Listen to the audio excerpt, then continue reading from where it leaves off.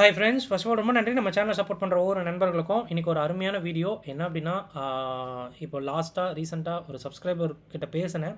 அவர் இந்த எலெக்ஷன் டே அந்த ரிசல்ட் டேயில் வந்து லாஸ் பண்ணியிருந்ததா சொல்லியிருந்தார்.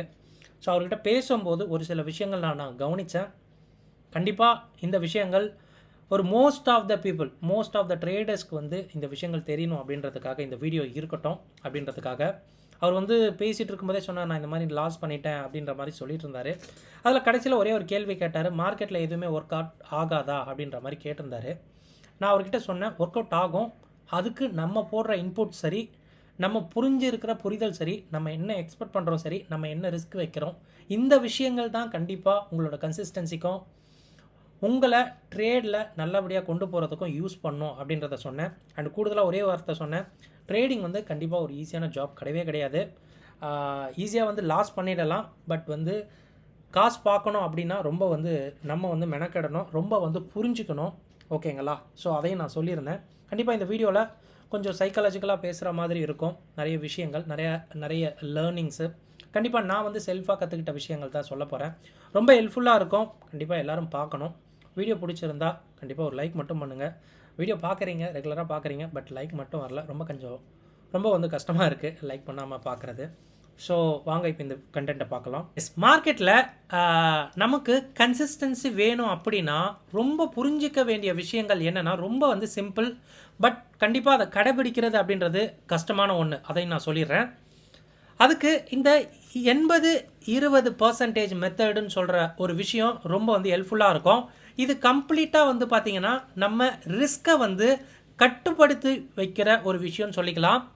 ஒன்றும் இல்லைங்க, மார்க்கெட்டில் இதுவரையும் நீங்கள் கற்றுக்கிட்ட விஷயங்கள், அது டெக்னிக்கலாக இருக்கட்டும், இல்லை இத்தனை வருஷம் எக்ஸ்பீரியன்ஸாக இருக்கட்டும், இல்லை நீங்கள் பார்த்த விஷயங்கள் எல்லாமே கண்டிப்பாக இந்த 20%ல் அடங்கிடும். அது ஸ்ட்ராட்டஜியாக இருக்கட்டும், நான் வந்து வெளியே போய் நான் கற்றுக்கிட்ட விஷயங்களாக இருக்கட்டும், எல்லாமே வந்து பார்த்திங்கன்னா இந்த 20ல் அடங்கிடும். அப்போது ரொம்ப பெரிய ஒரு பர்சன்டேஜில் இருக்கிறது என்ன அப்படின்னா, அது வந்து கண்டிப்பாக ரிஸ்க்கு அப்படின்னு சொல்லுவேன். அதாவது நம்மளுடைய மென்டலி இருக்கிற விஷயம். அதாவது ஒருத்தருக்கும் மாறுங்க. ஒருத்தருக்கும் வந்து பார்த்திங்கன்னா மென்டலி வந்து பார்த்திங்கன்னா மாறுதல் வந்து நல்லாவே இருக்கும். இப்போ நம்ம கொடுக்குற ஸ்ட்ராட்டஜியை நான் யூஸ் பண்ணேன்னா அது ஒரு விதமாக இருக்கும். இதுவே இன்னொரு ரிஸ்க் அதிகமாக எடுக்கிறவங்க யூஸ் பண்ணால் வேறு மாதிரி இருக்கும். ரிஸ்க்கை கம்மியாக எடுக்கிறவங்க யூஸ் பண்ணால் வேறு மாதிரி இருக்கும். அப்போது இந்த 80% அப்படின்றது கண்டிப்பாக வந்து பார்த்திங்கன்னா கம்ப்ளீட் வந்து யூனிக்காக இருக்கிற ஒரு வேரியபிள் அப்படின்னு வச்சுக்கலாம். ஸோ யூனிக்கான ஒரு விஷயம் கண்டிப்பாக. அப்போது இந்த 80%ல் நம்ம கற்றுக்க இருக்க வேண்டியது என்ன அப்படின்னா, கண்டிப்பாக உங்கள் ரிஸ்க்கு தான். மார்க்கெட்டில் நீங்கள் உங்கள் ரிஸ்க்கை வச்சு என்ன எக்ஸ்பெக்டேஷன் பண்ணுறீங்க, இதுதான் ரொம்ப ரொம்ப ரொம்ப முக்கியம். நான் கால் பேசுன்னு சொன்ன இந்த நண்பர் வந்து பார்த்திங்கன்னா கிட்டத்தட்ட ஒரு 30,000 வந்து லாஸ் பண்ணியிருக்காரு. ஆனால் அவர்கிட்ட நான் கேட்டேன், நீங்கள் ஒவ்வொரு ட்ரேட்லேயும் அதுக்கு முன்னாடி எப்படி நீங்கள் ப்ராஃபிட் பண்ணுவீங்க அப்படின்னு கேட்டேன். அவர் கம்ப்ளீட்டாக வந்து ரொம்ப பிளைண்டாக சிம்பிளாக சொன்னார். நான் நேக்கடாக வந்து ஸ்ட்ராங்கல் எடுப்பேன். தூரத்தில் ஒரு 500 பாயிண்ட் 600 பாயிண்ட் தூரமாக வந்து ஸ்ட்ராங்கல் மட்டும் எடுத்துகிட்டு வெயிட் பண்ணுவேன். 2 நாள் அதுவே காசு கொடுத்துரும். எவ்வளோ காசு கொடுக்கும்னு கேட்டேன். அது வந்து பார்த்திங்கன்னா ஒரு 1000 1500 கொடுக்கும் அப்படின்ற மாதிரி தான் சொன்னார். அப்போது நான் சொன்னேன், நீங்கள் செல் பண்ண அந்த ஆப்ஷன் கிட்டத்தட்ட ஒரு 6000லேருந்து 7000 வரையும் உங்களுக்கு ப்ராஃபிட் கொடுக்குற அளவுக்கு இருக்குது. கரெக்டுங்களா? ஆனால் நீங்கள் இதுக்கு முன்னாடி ஒரு 1000 ரூபாவில் ப்ராஃபிட் பண்ணிவிட்டு வெளியே வந்திருக்கீங்க. ஸோ ஏன் இந்த தடவை மட்டும் 30,000 லாஸ் பண்ணுற அளவுக்கு விட்டீங்க அப்படின்றத கேட்டேன். ஒன்று நீங்கள் கட் பண்ணியிருந்தீங்கன்னா நீங்கள் எவ்வளோ இதுக்கு முன்னாடி எடுத்தீங்களோ அதை வந்து ஒரு 2x வரையும் நீங்கள் பார்த்துருந்துருக்கலாம். அதாவது 2x வரையும் லாஸ் விட ட்ரை பண்ணியிருக்கலாம். 1000 ரூபா நான் எடுத்துக்கிட்டு இருக்கேன் அப்படின்னா கண்டிப்பாக ஒரு 2000 வந்தாலே நம்ம குவிட் பண்ணிட்டு வர மாதிரியான ஒரு மைண்ட் செட்டில் இருக்கணும்னு சொல்ல வரேன். அப்படி இல்லை, அதை நம்ம விட்டுட்டோம், கேப் டவுன் ஆகிடுச்சு, கேப் அப் ஆகிடுச்சு அப்படின்னா தயவு செஞ்சு நீங்கள் எடுக்கிற ப்ராஃபிட் 6000 அதுக்கு மேலே போயிடுச்சா, தயவு செஞ்சு அதுக்கு மேலே நீங்கள் பார்க்கவே கூடாது, குவிட் பண்ணிட்டு வந்துகிட்டே இருக்கணும். ஸோ அவர் வந்து என்ன பண்ணியிருக்காருன்னா, யூஷுவல் டேஸில் பண்ணுற மாதிரியான ஓகே மார்க்கெட் 500 பாயிண்டில் நின்றுடும், காசு வந்துடும் சொல்லிட்டு இருந்திருக்காரு. நிறைய தடவை ஆடி இருக்காரு, நிறைய தடவை ப்ராஃபிட் சின்னதாக புக் பண்ணியிருக்காரு, லாஸ் சின்னதாக புக் பண்ணியிருக்காரு. பட் இந்த மாதிரி ஒரு ஈவெண்ட் டேல நான் ஃப்ராங்காக கேட்ட ஒரே கொஷினு, ஹெட்ஜு வச்சு போனாலே தர்மடி விழுது, நீங்கள் ஹெட்ஜ் இல்லாமல் போனீங்கன்னா உங்களை காப்பாற்ற யார் வருவாங்கன்னு ஒரே வார்த்தை கேட்டேன். அது வந்து உண்மை.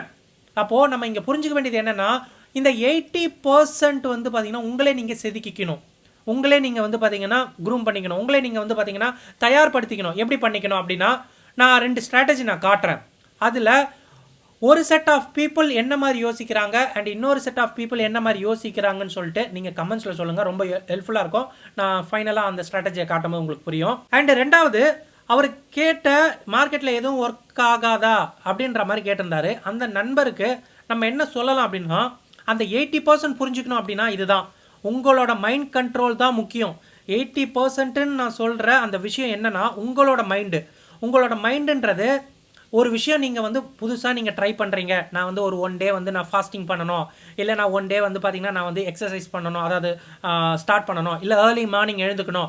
இது எல்லாமே புதுசாக பண்ணும்போது கண்டிப்பாக கஷ்டம். இதையே நம்ம மைண்ட் கண்ட்ரோல் பண்ணி தாக்கு பிடிச்சி பண்ணிடுறோம், இல்லைன்னு சொல்லவே இல்லை. அப்படி பண்ணும்போது நீங்கள் டெய்லி 5 மணிக்கு எழுந்துக்கணுன்ட்டு ஒரு 10 நாள் எழுந்திங்கன்னா 11 நாள் டான்னு அந்த 5 மணிக்கு நீங்களே எழுந்திரிச்சிருவீங்க, வேறு யாருமே தேவையில்லை. ஸோ அப்போது இங்கே வந்து பார்த்திங்கன்னா செல்ஃபாக உங்கள் மைண்ட் கண்ட்ரோலை நீங்கள் ப்ரிப்பேர் ஆகிட்டீங்க. ஆனால் மார்க்கெட்டுன்றது அப்படி கிடையவே கிடையாதுங்க. மார்க்கெட்டுன்றது நீங்கள் 5 மணிக்கு எழுந்துக்கிற ஒரு விஷயம் மாதிரி கிடையாது. அதை விட பலாயிரம் மடங்கு நம்ம வந்து பார்த்திங்கன்னா எஃபோர்ட் போடணும். ஏன்னா அங்கே இருக்கிறது எல்லாமே நம்பர் ஆஃப் வேரியபிள்ஸ். அதாவது உங்கள் மைண்டுன்றது ஒரே ஒரு ஆளோடைய மைண்டு, உங்களோட மைண்டுன்றது உங்களுது, கரெக்டுங்களா? பட் மார்க்கெட்டுன்றது வந்து பார்த்திங்கன்னா நம்பர் ஆஃப் வேரியபிளோடைய மைண்ட்ஸ் அங்கே இருக்குது.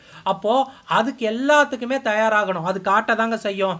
உங்களுக்கு வந்து ஸ்ட்ராட்டஜி போட்டிங்கன்னா 20,000 ப்ராஃபிட் காட்ட தான் செய்யும். பட் அது ஒர்க் ஆகுமான்னு கேட்டிங்கன்னா தயவு செஞ்சு அது வந்து ஒர்க் ஆக ரொம்ப கஷ்டம். அதுவே 20,000 லாஸ் காட்டும் அப்படின்னு பார்த்தீங்கன்னா அது ஈஸியாக வந்து நமக்கு, பட் லாஸ்ன்றது ரொம்ப சர்வசாதாரணமாக ஈஸியாக பண்ணிட்டு போயிடலாம். அதனால தான் சொன்னேன், ட்ரேடிங் பண்ணுறது ரொம்ப கஷ்டமான ஒரு விஷயம் அப்படின்றத. இப்போ இந்த 30,000 ரூபா லாஸ் பண்ண அந்த நண்பருக்கு சிம்பிளாக ஒரு புரிதல் மட்டும் சொல்லணும் அப்படின்னா, இப்போ நான் சொல்கிற அந்த ஸ்ட்ராட்டஜியை பார்த்தாலே புரியும். எஸ் நண்பா. ஸோ இங்கே நான் வந்து ஒரு 2 ஸ்ட்ராட்டஜியை தனித்தனியாக நான் போட்டிருக்கேன், ஓகேங்களா? ஸோ என்னன்றதை நான் சொல்கிறேன். இது வந்து நாளைக்கு நடக்கிற ஒரு எக்ஸ்பைரி கேமு. இந்த எக்ஸ்பைரி கேமில் நான் வந்து ஒரு 2 செட் ஆஃப் ஸ்ட்ராட்டஜி போட்டிருக்கேன். ஏன்னா உங்களுக்கு வந்து புரிதல் வேணும் அப்படின்றதுக்காக மட்டும்தான். ஸோ மொதல் ஸ்ட்ராட்டஜி என்ன அப்படின்னு பார்த்தீங்கன்னா, லிமிட்டட் ரிஸ்க்கு உள்ள ஒரு ஸ்ட்ராட்டஜி. ஏன் அப்படின்றத நான் சொல்கிறேன். அந்த 80% நீங்கள் வந்து கண்ட்ரோல் பண்ணணும், இல்லை நான் 80% நான் வந்து புரிஞ்சுக்கணும் அப்படின்னா, நீங்கள் முதல்ல ட்ரை பண்ண வேண்டியது உங்கள் ஃபோக்கஸ்டான உங்கள் ரிஸ்க்கு. நம்மக்கிட்ட இருக்கிறதே, நம்ம கண்ட்ரோலில் இருக்கிறதே உங்கள் ரிஸ்க்கை கண்ட்ரோல் பண்ணுறது மட்டும்தான். என்னால் இவ்வளோ தான் லாஸ் தாங்க முடியும்ன்றத நம்ம நம்புறது, இல்லைனா அதை பிலீவ் பண்ணுறது தான் ஒரு ரொம்ப பெரிய விஷயம்னு சொல்லுவேன். இதை தவிர்த்துட்டு நான் இவ்வளோ ப்ராஃபிட் எடுத்துருவேன் அப்படின்னா அது அப்படி கிடையவே கிடையாதுங்க.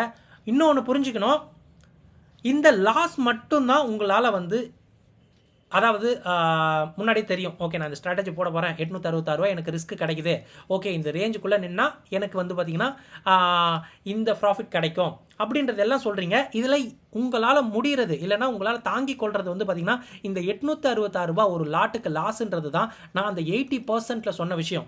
மற்றது நீங்கள் கற்றுக்கிட்ட இந்த அயன் ஃப்ளையாக இருக்கட்டும், இல்லைனா நீங்கள் வந்து இந்த பிரேக் ஈவன் பார்க்குறதா இருக்கட்டும், இல்லைனா இங்கே ரிஸ்க் ரிவார்டு பார்க்குறது, மார்ஜினு, இதில் நீங்கள் பார்க்குற 1 டீவியேஷன் 2 டீவியேஷனு, அண்ட் இதில் நீங்கள் ப்ராஃபிட்டில் பார்ப்பீங்க, இல்லைனா நீங்கள் க்ரீக்கில் பார்க்கலாம். நிறைய விஷயங்கள் இருக்குது. இது எல்லாமே நீங்கள் 20%ல் கற்றுக்கிட்ட விஷயங்கள் தான். அப்போ 80%ன்றது நம்ம இதை விட்டுறோம். நான் மோஸ்ட் ஆஃப் த ஆட்கள் பண்ணுறது. ஸோ மோஸ்ட் ஆஃப் த ஆட்கள் பண்ணுறது இதை மட்டும் நம்ம பார்க்குறதே கிடையாது. மற்ற எல்லா விஷயம் ஸ்ட்ராட்டஜி சொல்லி தராங்களா, இல்லைனா பிரேக் அவுட் ஏதாவது ஆகுதா, ஏதாவது இண்டிகேட்டர் இருக்குமா, ஸோ இந்த மாதிரி தான் ரேஞ்சு கீஞ்சு இது எல்லாமே பார்க்குறோம். கரெக்டு தான், அது நம்ம இல்லைன்னு சொல்லலை. பட் நம்ம வந்து பார்த்திங்கன்னா எதில் ரொம்ப ஃபோக்கஸ்டாக இருக்கணும்னா கண்டிப்பாக இந்த ரிஸ்கில் தான் இருக்கணும். இங்கே நான் சொல்ல வந்தது என்ன அப்படின்னா, கண்டிப்பாக இந்த அயன் ஃப்ளையை நம்ம ட்ரை பண்ணும்போது ப்ராஃபிட் 2,800 ரூபா கிடைக்கும் அப்படின்றது போட்டிருக்காங்க. இந்த ரேஞ்சுக்குள்ளே நின்னா ரிஸ்க் வந்து ஒரு 886. இஃப் இன்கேஸ் இந்த ஸ்ட்ராட்டஜி போடுறீங்க, இது உங்களுக்கு ஓகே அப்படின்னு தெரிஞ்சால் தயவு செஞ்சு இதை நீங்கள் எடுக்கலாம். இது ஒரு ஸ்ட்ராட்டஜி. அண்ட் இன்னொரு ஸ்ட்ராட்டஜியில் இதே மிட் கேப் நிஃப்டிக்கு நான் என்ன போட்டிருக்கேன் அப்படின்னா, அவர் ட்ரை பண்ண அதே விஷயம், அதாவது ஸ்ட்ராங்கிள் எடுத்திருக்கேன், ஓகேங்களா? ஸோ ஸ்ட்ராங்கிள் எடுத்திருக்கேன். இத்தனைக்கும் பாருங்கள், நான் வந்து நியர் த ஸ்ட்ராங்கிள் தான் எடுத்திருக்கிறேன். ஸ்பாட் இங்கே இருக்குது அப்படின்னா 50 பாயிண்ட் தூரமாக தான் எடுத்திருக்கிறேன். அதுக்கே என்னோட டோட்டல் ரிஸ்க், அதாவது ப்ராஃபிட் ரிவார்டு வந்து எவ்வளோ இருக்குன்னா 3690 ரூபா. இன்வெஸ்ட்மெண்ட்டு அதிகம், அந்த இன்வெஸ்ட்மெண்ட்டுக்கு 2.5%. பட் இங்கே வந்து பார்த்திங்கன்னா நம்மளை கண் மறைக்கிறது என்ன அப்படின்னா, இந்த அன்லிமிட்டட்னு ஒரு விஷயம். பட் ரேஞ்ச் இருக்குது, நான் போகலாம், நான் நிறைய தடவை பண்ணியிருக்கேன் அப்படின்ற மாதிரிலாம் இங்கே ஒர்க் அவுட்டே ஆகாது. சில பேர் 1 டீவியேஷனில் இருக்குது, 2 டீவியேஷனில் இருக்குது, நான் பண்ணுறேன் கொள்கிறேன் அப்படின்னு சொல்லி பண்ணுவாங்க. பட் இங்கே விஷயம் புரிஞ்சிக்க வேண்டியது என்னென்னா, அவங்க அந்த 20%ல் ரொம்ப ஸ்ட்ராங்காக இருக்கிறாங்க, 80%ல் கோட்டை விட்டுடுறாங்க. மார்க்கெட் ஒரு ஒரு ஜர்க் அடித்தா போதும், ஒரு ஒரு ஒரு ஒரு 50 பாயிண்ட் வேகமாக விழுந்தால் போதும், அந்த ஐவி ஷூட்டப்பில் உங்கள் ரிஸ்க்கு எங்கே போகனே தெரியாது. ஓகேங்களா? அங்கே நீங்கள் மென்டலாக எவ்வளோ ஸ்ட்ராங்காக இருப்பீங்கன்னு எனக்கு சத்தியமாக தெரியவே இல்லை. இங்கே நீங்கள் உங்கள் மென்டலாக நம்ம எந்த அளவு ஸ்ட்ராங்காக இருப்போன்னு கூட தெரியாது. ஓகேங்களா? அதனால தான் அந்த 80% கண்ட்ரோல் பண்ணுறது ரொம்ப ரொம்ப கஷ்டம்னு சொன்னேன். இதுவே நம்ம இந்த அயன் ஃப்ளை எடுத்திருந்தோம் அப்படின்னா அங்கே கணக்கே வேறு. ஸோ இதை தான் நம்ம வந்து புரிஞ்சுக்கணும். ஓகேங்களா? இந்த அயன் ஃப்ளைக்கும் சரி, இல்லைனா இந்த வந்து ஸ்ட்ராங்கிளுக்கும் சரி என்ன வித்தியாசம் இருக்கும் அப்படின்னா, நம்ம வந்து ஃபோக்கஸ்டாக இருக்க வேண்டியது அந்த 80%ல் நம்ம எவ்வளோ ஸ்ட்ராங்காக இருக்கோன்ட்டு. இங்கே அன்லிமிட்டெட் ரிஸ்க்குன்றது நம்ம எங்கே போய் புக் பண்ணுவோம், லாஸ் புக் பண்ணுவோம் தெரியவே தெரியாது சத்தியமாக. ஓகேங்களா? அந்த நண்பர் வந்து பார்த்தீங்கன்னா 1000 புக் பண்ணேன்னு சொன்னார். அவர் பண்ண வேண்டியது ஒன்று அந்த 1000 எக்ஸிட் பண்ணிட்டு வந்துடணும். அதுதான் ரொம்ப நல்ல விஷயம். 1:1ன்ற கேம் ரொம்ப நல்ல விஷயங்க. நம்மளை அது வந்து பார்த்தீங்கன்னா ரொம்ப சேவ் பண்ணணும் சொல்லலாம். இல்லைனா 1:1.5 இல்லைனா ஆல்மோஸ்ட் 2 அப்படின்றது மட்டும் ஃபோக்கஸ் பண்ணுங்கள். அதுக்கு மேலே தேவை கிடையாது. ஓகேங்களா? பட் இங்கே அவர் வந்து பார்த்தீங்கன்னா என்ன மாதிரி அவர் லாஸ் புக் பண்ணுவார் அப்படின்ற ஒரு விஷயத்தை அவர் முதல்ல ப்ரொஜெக்ஷன் பண்ணி பண்ணணும் ட்ரேடை பொறுத்த வரையும். இதே நீங்கள் இந்த அயன் ஃப்ளைல எடுக்கும்போது உங்களுக்கு வந்து 866 ரூபா ரிஸ்க் அப்படின்றது மட்டும்தான் உங்களுக்கு ஃபோக்கஸ்டாக இருக்கும். ஓகே, சப்போஸ் ரேஞ்சை விட்டு பிரேக் ஆனாலும் எனக்கு 866 தான் போகுன்றது முதலே தெரியும் அப்படின்றதுனால நீங்கள் மென்டலி கொஞ்சம் ஸ்ட்ராங்காக இருக்கலாம். இல்லை அப்படின்னா நீங்கள் அதில் அட்ஜஸ்ட்லாம் ஈஸியாக பண்ணலாம். மொத்த ரிஸ்க்கே 866 தான். அப்போ 50-60 பாயிண்ட் நவுந்து உங்கள் ரேஞ்சை வச்சு உடைச்சாலுமே உங்களுக்கு 866 ரூபா அப்போ லாஸ் வராது. எண்ட் ஆஃப் டே தான் லாஸ் வரும். அப்போ உங்களுக்கு வந்து பார்த்தீங்கன்னா 300 லாஸ் காட்டுச்சுன்னு தயவு செஞ்சு அதை குவிட் பண்ணிட்டு கூட நம்ம மூவ் பண்ணி போகலாம். சப்போஸ் மார்க்கெட் நீங்கள் நினச்ச இடத்துல நிற்குது அப்படின்னா நீங்கள் சூப்பரான ப்ராஃபிட் எடுத்துடலாம். இங்கே கூட ப்ராஃபிட் 3600 ரூபா, அங்கே ப்ராஃபிட் வந்து 2886 ரூபா. ஸோ ஒரு ரிஸ்க்கு லிமிட்டடாக இருக்கிற ஸ்ட்ராட்டஜிக்கு ரிஸ்க் லிமிட்டடாக இருக்கிற ஸ்ட்ராட்டஜிக்கும் அன்லிமிட்டட் ரிஸ்க் இருக்கிற ஒரு ஸ்ட்ராட்டஜிக்கும் நீங்கள் இந்த ப்ராஃபிட்டை நீங்கள் பார்த்தாலே தெரியும் இந்த ஸ்ட்ராட்டஜிலாம் நம்ம எடுக்கணுமா வேணாமான்ட்டு உங்களுக்கு புரியும். அதுவும் நம்ம வந்து ஒரு பெரிய ஒரு நியூஸ் பேஸ்டான டைமில் எடுத்தது அப்படின்றது தான் ரொம்ப பெரிய விஷயம். ரொம்ப வந்து பார்த்திங்கன்னா அட்வைசபிளே கிடையாது. எட்ஜ் வச்சு போனாலே அடி விழுது. ஸோ எட்ஜ் இல்லாமல் போனால் என்ன நடக்கும் அப்படின்றது ஒரு ஒரு ஒரு நல்ல ஒரு எடுத்துக்காட்டு. ஓகேங்களா? அவர் பட் நான் வந்து சொல்லியிருக்கேன் இந்த மாதிரி நம்ம ஸ்ட்ராட்டஜி போடணும்னா நம்ம என்ன ஃபோக்கஸ் பண்ணணும் அப்படின்றத நான் சொல்லியிருக்கேன். பட் புரிஞ்சுப்பார்னு நினைக்கிறேன். கண்டிப்பாக இந்த வீடியோ அவருக்கு மட்டும் இல்லை, இந்த மாதிரி நிறைய தவறுகள் நம்மளே பண்ணியிருப்போம். ஸோ கண்டிப்பாக இது வந்து ரொம்ப ஹெல்ப்ஃபுல்லாக இருக்கும் நம்மளை மிட்டிகேட் பண்ணுறதுக்கு. ஸோ இந்த வீடியோ உங்களுக்கு புரிஞ்சிருக்கும்னு நினைக்கிறேன். என்ன 80%ல் ஃபோக்கஸாக இருக்கணும், என்ன 20%ல் ஃபோக்கஸாக இருக்கணும் அப்படின்றது தான் கன்க்ளூஷனாக சொல்ல வரேன். ஸோ செக் பண்ணி பாருங்கள். இந்த வீடியோ ரொம்ப ஹெல்ப்ஃபுல்லாக இருக்கும். இந்த வீடியோ பார்த்ததுக்கு ரொம்ப நன்றி. தேங்க்யூ. ஜெய் ஹிந்த்.